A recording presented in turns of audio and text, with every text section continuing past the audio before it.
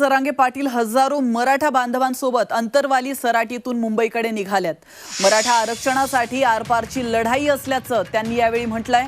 त्याचप्रमाणे नोंदी असूनही आरक्षण न देणारं सरकार निर्दयी असल्याची टीकाही जरांगे पाटलांनी केली आहे।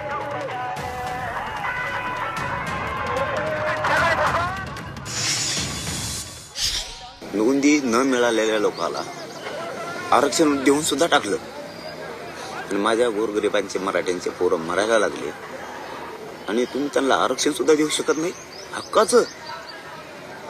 याच्यापेक्षा निर्दयपणा काय असायला पाहिजे। हा खूप अन्यायाचा कळस झाला, खूप अन्यायाचा कळस झाला आणि शेवटी आता मराठ्यांनाच हे शांततेचा आसरा हातात घेऊन यांना कायमचं यांचं भविष्य संपवल्याशिवाय जमणार नाही। कारण जर आपलेच पोरांच्या नरड्यावर पाय द्यायचं यांनी ठरवलं असलं, आपले पोरं मोठे झाले नाही पाहिजेत आणि आरक्षण दिलं नाही पाहिजे असं जर यांनी ठरवलं असेल तर मग मात्र यांचं राजकीय करिअर पूर्ण कायमचं सुपडा साफ केल्याशिवाय चालणार नाही मराठा।